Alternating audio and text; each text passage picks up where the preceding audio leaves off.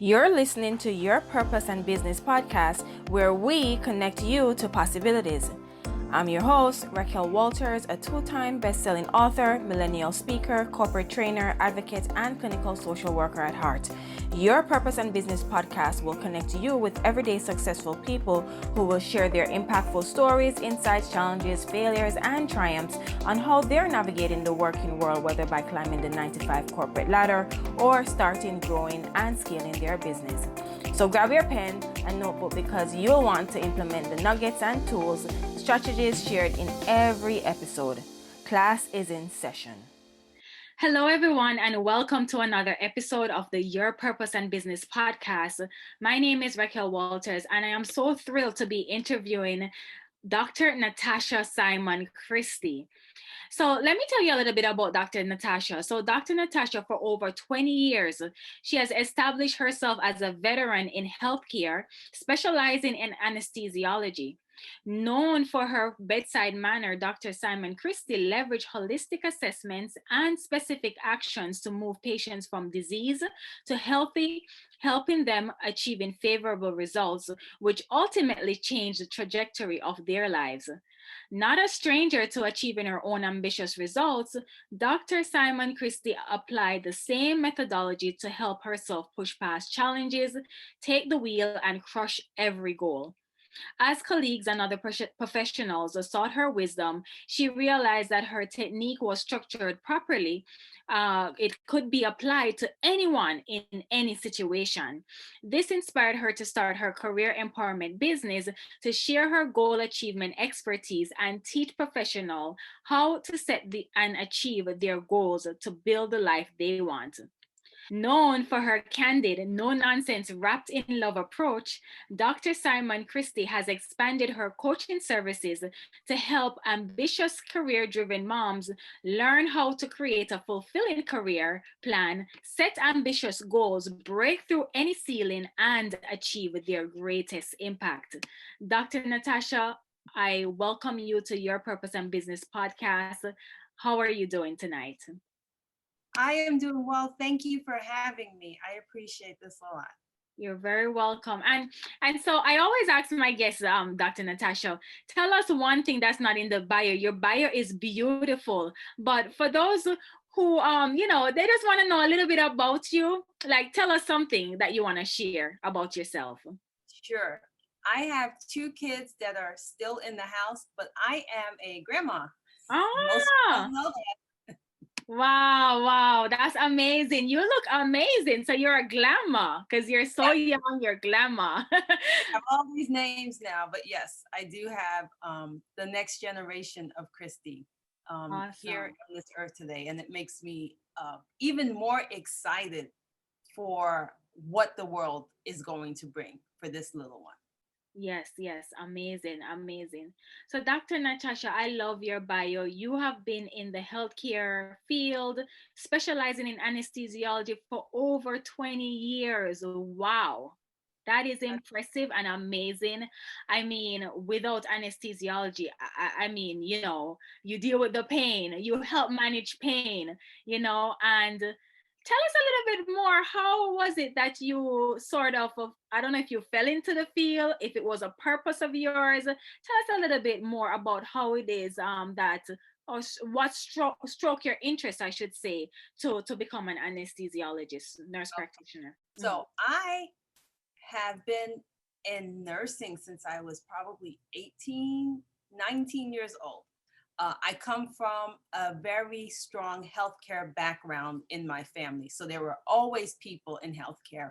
And when I went to school, I said I wasn't going to do that. I was not going to be in any kind of healthcare at all because I never saw these people. They're always on call. They always have to go back to the hospital. Somebody always has to do an extra shift. I said, I'm not doing that. And I went to school for psychology. And one of my friends was in the nursing program. And I had to study a different group, and I chose to study nurses, and I fell in love with it. Wow. Fell in love with it, and I said, okay, this is what I want to do. I want to help people. As a teenager, I thought I was going to be a nun. So somewhere along the line, I always thought, wow. That's for a different podcast. Well, yeah. What a contrast. Wow. But go on, carry on. And Sorry. so in nursing, I wanted to do more. So I started off in geriatrics and I felt I needed to do more. And I went to the floor and I felt I needed to do more. And I went to the ER, and the ER was wonderful, but it was so busy that I felt that I wasn't connecting as much as I wanted to with my patients. And so I went back and got my master's in anesthesiology and my doctorate. And there it's one-on-one with the patient. It was one patient at a time. And what I found was patients were comforted by my smile, by the eye contact. And I could only talk to them for maybe 4 or 5 minutes, right, before they went off to sleep. So I had to learn to get someone to trust me in a very short amount of time. You know, the person who's going to put you to sleep almost has your life in their hands, and anxiety is all around the place when you're having surgery. So I've learned over time that I have to smile, make that eye contact. I have to make that connection profound in a very short amount of time. And so I loved doing that. I reveled in it because I wanted my patients, I want people to know that they matter. You know, they would say, oh, Dr. Natacha's in there, that's her VIP, because all of my patients are VIP, because we're all very important. And I would always say that over and over again. If they came and they said, oh, this person, I said, doesn't matter. All of my patients are VIPs because all of my patients matter. Yes. And from time to time, you know, when you're in healthcare, you do get that sense where nobody wants to be there. No one wants to be there. We're living still through COVID times in the pandemic. We see the struggle. Nobody really wants to be in the hospital. Everybody wants to be healthy, right? So when their health is on their mind, it causes a lot of anxiety, a lot of what if, you know? Yeah, I mean, I love that. And to know that you wanted, because I know you said you started out in the ER, then you went back to school for your master's, then your doctorate, because you yearn for that one-on-one attention. You want to be able to take the time out. But you said something important right there. Learning how to allow your patients to be comfortable with you, knowing that you're going to be putting them to sleep or to undergo whatever procedure or surgery, and being able to ease that anxiety, to have them trust you as a stranger, because I'm pretty sure a lot of time it's like probably the first contact or the second contact, right? Absolutely. And so They've never seen me before unless yes. they saw me at the supermarket, and here I am presenting myself saying, I'm going to put you to sleep. Yeah. And so was that challenging for you at first? How do you handle that? It was a lot of pressure and it was difficult. It is a challenge to try to convey sincerity in a short amount of time. And so what I found was I was myself. For all the things that I learned, I just had to be myself. The relationship had to be organic. It had to just blossom. And I had to go in there and just be myself. And I love to smile. I love to make eye contact. I like to touch, reaching out to a patient's hand, saying, this is who I am. This is what I'm going to do for you. We're going to breathe for a little bit. And you're going to ask me the questions that you need to ask me. And then we're going to go on to the next step. Calming it down. The hospital is very harried. It's organized chaos, lots of noise. You have to approach the patient and make them understand that it is a one-on-one. It is just you and me right here. Ignore all of that. And in doing that, just lowering my voice a little bit, talking a little bit slower, just really talking to people as if they matter, because they do. Yes, Do they that, really do. right? Yes. I love that answer, Dr. Natasha, because it takes a lot. It's a huge responsibility in order to put someone to sleep, to undergo a procedure or a surgery, and even more to feel confident that they are safe with you and to trust you, right?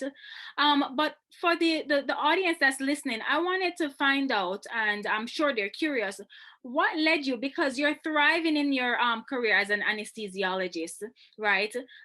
What led you to transition into starting your own business? Okay. So as a nurse anesthesiologist, because I was always conveying this people matter, people who I work with would come and ask me questions about things. And I would, say, well, okay, tell me what it is that you want. What is going on with you? And I would say, well, try this. And then that person would send somebody else. And that person would come and say, listen, I'm thinking about switching jobs. I'm thinking about going back to school. I'm not really happy. What do you think I should do? And I would say, okay, what is it that you really want to do? Go do a couple of these exercises, come back to me, and I'm going to tell you the first thing that you need to do. And then that person would send someone else. And I would do this, as I'm working. Wow. And I would hear people say, oh, go ask Dr. Natacha. She's probably going to get you on the right track. Over and over and over again, from a very young age, in my early 30s, people were constantly asking me, what is it that you think that I should do? Because, I'm unfulfilled. And somewhere along the line, I got a tap on the shoulder saying, you're doing this and you're answering phone calls and people are text messaging you more than you're doing your work. There's something here. Right. As a mom, as a wife, there are things I'm juggling all the time. But I always found the time to say, you know what? She asked me about this. Let me go figure out if I can solve that problem. That came naturally to me. I wanted to help. And doing that over and over and over again, anesthesiology, I love, but the purpose of that was probably to lead me to where I am now. Right. I feel like when we talk about purpose, all of us have the same commonality in our purpose, and it's to change the world, right? To leave the world a better place. And we just have different approaches to that.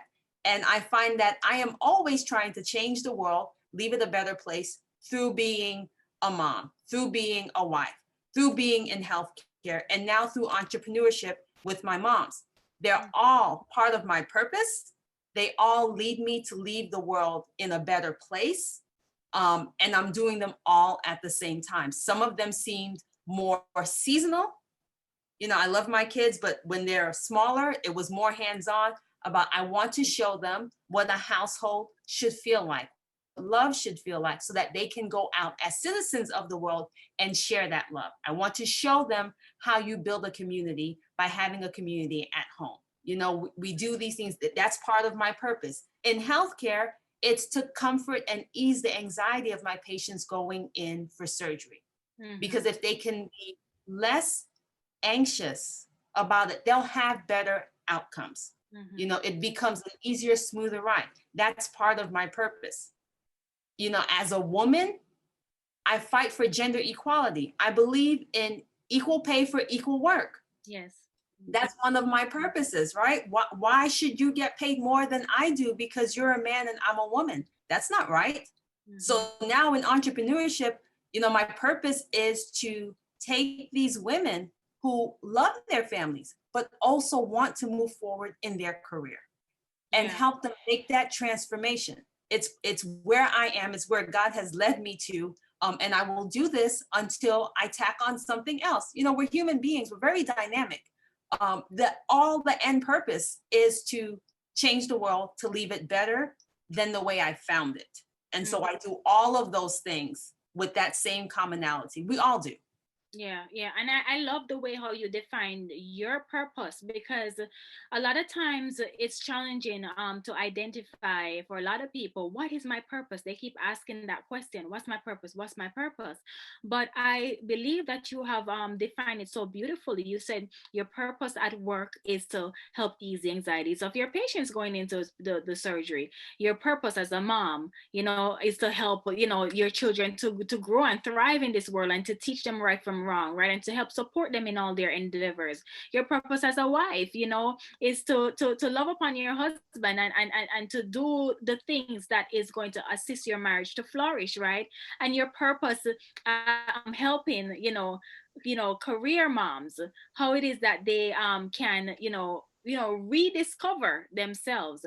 And I just love how you were able to categorize your purpose, because a lot of people think that your purpose is only one thing when it's not, because, like I love to say, we are multifaceted human beings, but for some reason we don't think that way. We think very, we have this tunnel vision, like, oh, this is all I'm supposed to do, when that is furthest from the truth. Yes. So tell us, Dr. Natasha, tell us a little bit more about your business and how it is that you help these women.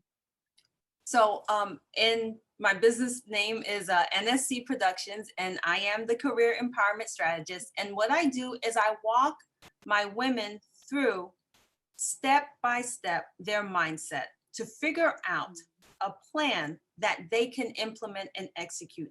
I am there to help them. I don't do it for them. These are things that they've always wanted to do, and I cultivate time and curate it so that they can go through step by step to figure out, oh, okay, this is what I truly want to do. And this is how I can do it. We always hear about, you should be doing this, you should be doing that, and nobody tells you the how. It's the how that's part of your action plan that gets you to that success. And so that's what I do. My business is, I'm not discriminating against the men, but it really is for working moms, because women are 47% of the working population in the United States. Okay, that's almost half. Of those 47%, 70% are moms. 70% are moms. So that's a lot of women who are working, but not at their full capacity, who want more and just are too afraid, shy about speaking up, quieting their voices because they feel like it's just easier, and I don't want to ruffle any feathers if I just sit here and continue doing this work. Meanwhile, you are unfulfilled. Right. You are unfulfilled, and you go home and you kind of think, is this it?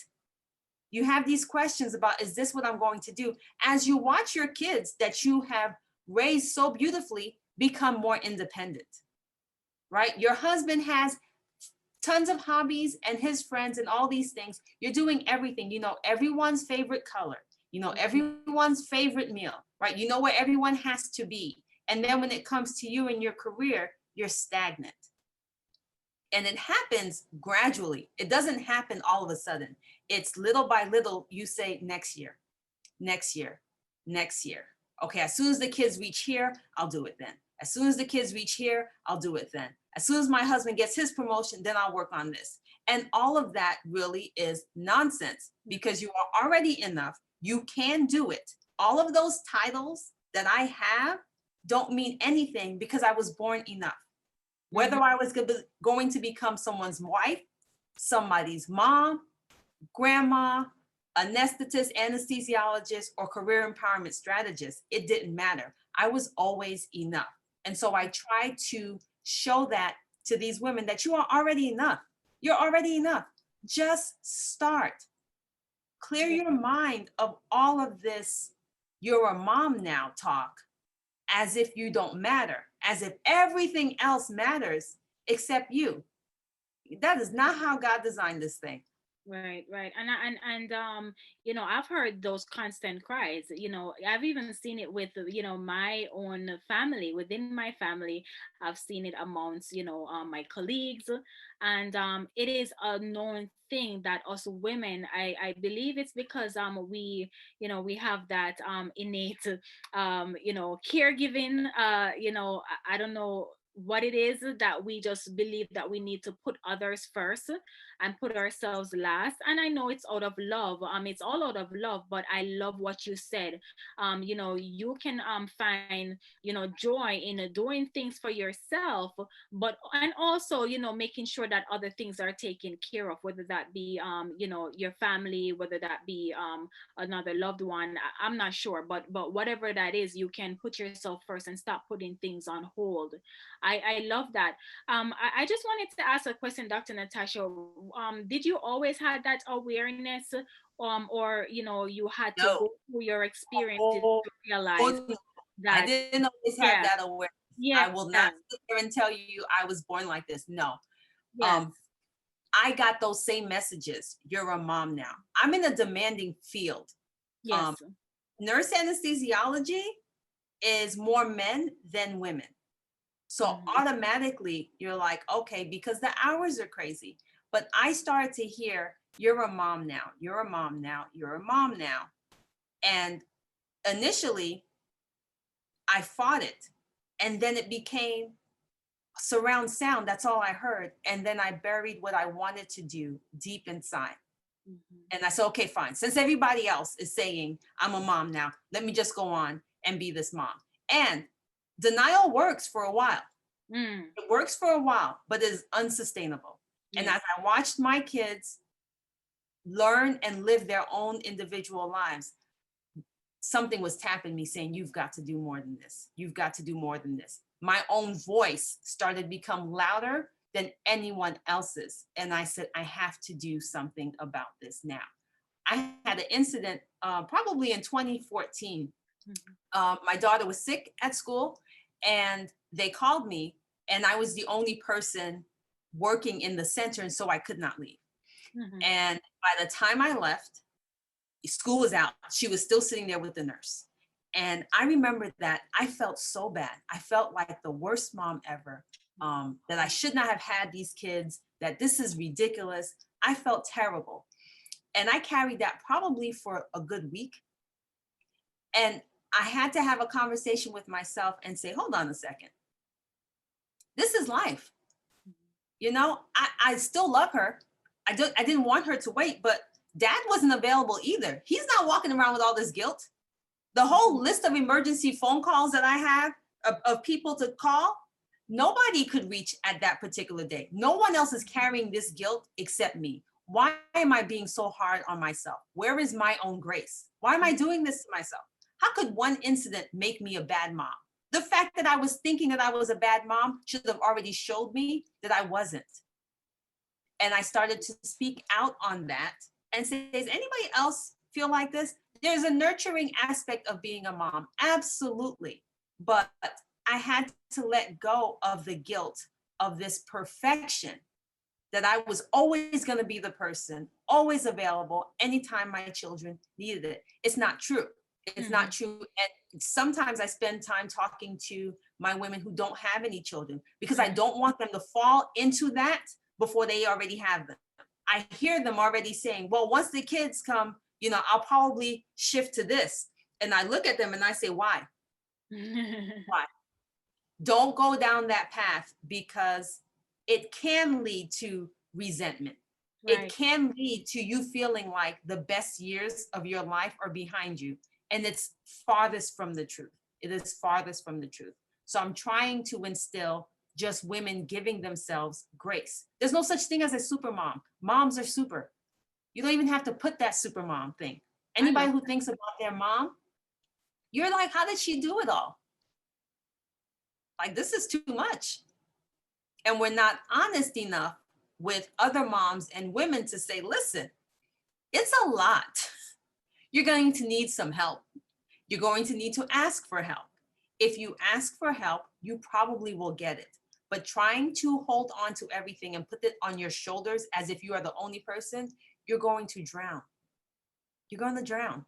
right. And it's unnecessary. And I think culturally too, and socially, we have been conditioned to believe that once you're a mother, And even if you're not even a mother, as females, we have responsibility to care for everybody else, whether that is your dad, your brother. You know, I don't believe that men have that pressure, and especially when you're a mom. I'm not a mom yet. However, I have been observing my own, siblings and my friends and my colleagues, and I hear the same cries, Dr. Natasha. Oh, I don't have enough time to do XYZ, and I gotta put myself last. And even if I have these aspirations, I don't think it's gonna be possible because I have to focus here on my family, which, I have to be honest with you. That's one of the things that scares me, because I'm trying to plan out, okay, when I eventually have my children, what that's gonna look like for me, and how it is am I going to be able to not balance, because I don't believe in balance, but put my focus where it's needed, at the right time. And so, it's empowering and encouraging to hear you are saying to these career moms that no, you pretty much can have it all. It's just a matter of how it is that you focus in and handle it on the day to day, and not necessarily giving up your own hopes and dreams, because as you said, pretty much you don't want that resentment. You don't want to have those resentments. For me, I don't want to be miserable, so I have to make sure that I'm living up my life to the best of my abilities. And I know that for many women that's listening to this, whether they are mothers already or who are looking to become moms, I know that this message is so super encouraging for them. And so, Dr. Natasha, tell us if there is a, one or two tools or tips or strategies that you can lend to, working moms, or women who are aspiring to be mothers but are also professionals, and for the ones also who want to build out a business of their own. Tell us how it is that we can start the first steps to navigate, doing all of these things. That question makes sense? Yes, it does. The Yeah. first thing you have to do is commit to doing it. Mm-hmm. Okay. You have to commit. You have to tell yourself you've had enough of the way you were living, and that you will not live like that anymore. And just to piggyback on what you said, Mm-hmm. we live our lives in seasons. If you have a 6-month old, of course you're busy, but that's seasonal. Ask for help. That's my number one tip for moms. We don't ask for help because we think there is some shame attached to it. There is no shame attached to asking for help. Way back when, in our culture, we never lived this far away from our families. You've heard it takes a village to raise a child. We lived in close communities. So we had the help. It was automatically built in. We don't have that anymore. We have to ask for it. Right. Now, Right. for Right. any woman who's trying to build their career, really, mindset is one. Tell yourself, have a conversation with yourself. You talk to yourself more than you talk to anyone else on this earth. Decide if you are going to commit. Now, once you commit, that's it. No matter what hiccup comes, because the hiccups are coming, the struggles are coming, remember that you committed to this journey. The journey is not easy, but the journey is your journey on your time. So don't look at anyone else's timeline as to how long it took them to do anything. It doesn't matter for you. You've decided that, you know what, I want to move up the corporate ladder. You've decided that I want to be an entrepreneur. You've decided that I want to run my own business. I want to own my own business. I want to be a CEO. That is awesome. You've committed. Step one is to recommit yourself every day to that, because that is what you said you wanted to do. Ignore the hiccups. Ignore how quickly you think someone else is going. Do not compare where you are to where someone else is. It is the fastest way to just burning up, because you're just like, I don't understand how they're getting all these things done. I can't get anything done. Very true. Mm-hmm. Mindset, you decide on one thing that is super important to get today. You only have to do one thing, whether it's you're moving up the corporate ladder, or you want to try out and fix your resume, or you want to start your own business, what you're going to do is do one thing for that purpose a day, just one. Do not do the 3 things, the list of to-do things. All it does is create overwhelm. And when you are overwhelmed, you push away from it. Right. As So soon as you become overwhelmed, you push away from it. So it's mindset, one thing for your business or endeavor a day. And I have every woman that I know block out 3 hours of time a week for self-care. I Pull love out it. your phone, your iPad, put it in your calendar. I don't care what you do with those 3 hours, but it is not for business. It is not for the house. It is not for your husband. It is not for anything else but for you. If you need an extra long nap, that's the time. If you need a massage, that's the time. Your eyebrows need to get done, that's the time. 3 hours blocked together. Understand that if you do not build these boundaries, you don't live the life that you want. Mm-hmm. You don't live the life that you want because you haven't built these boundaries. If you start telling your family, mom's unavailable, you start telling your significant other, this is going to be my time. They might be like, what's going on with you? Eventually, they'll get on board. It's going to feel uncomfortable. So I tell women that we need to have community. We need to have community so that we have safe spaces so we can talk about these things. But you need to have your self-care. And every time they're like, I don't think I can do it. I say, okay, fine. Give me 3 hours for the month. In 4 weeks' time, you can find 3 hours of block time. Put it in the way you would put the dentist appointment, the way you would put the pediatrician's appointment, the way you put in your oil changes. Put it on your schedule. Make it a priority for you. If it is a priority for you, it will get done. Yeah, I love it. Guys, you need to share this podcast with all of your thriving career moms and moms to be, and for any woman really, because it doesn't matter if your goal is to climb the corporate ladder or start a business. What Dr. Natacha has just shared with us is gems to carry out every single day and to become a part of your lifestyle. I really truly love it.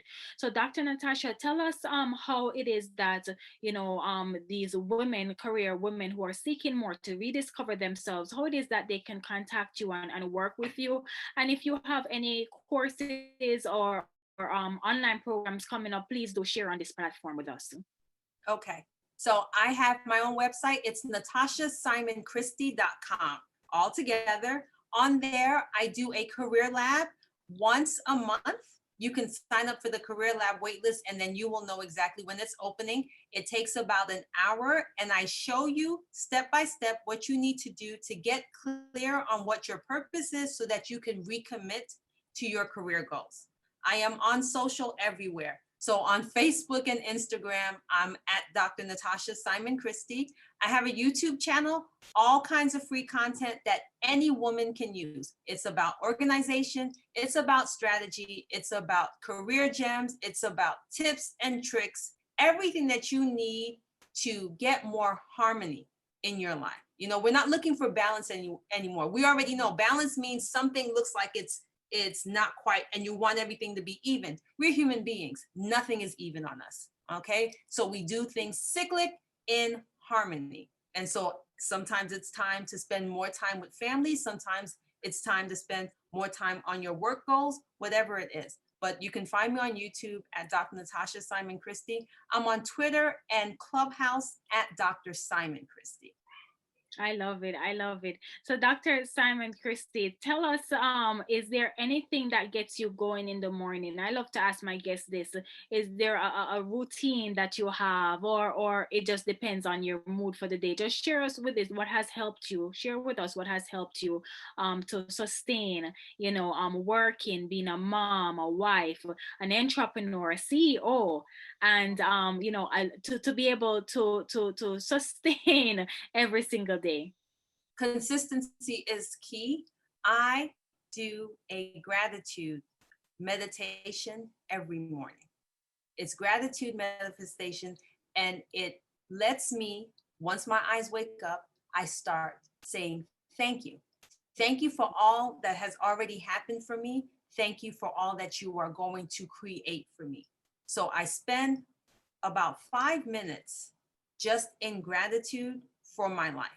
And then after my 5 minutes, then I recite my manifestations, things that I want to come into my life, because I have to speak those things into existence. It's not, I will be a CEO. I am a CEO.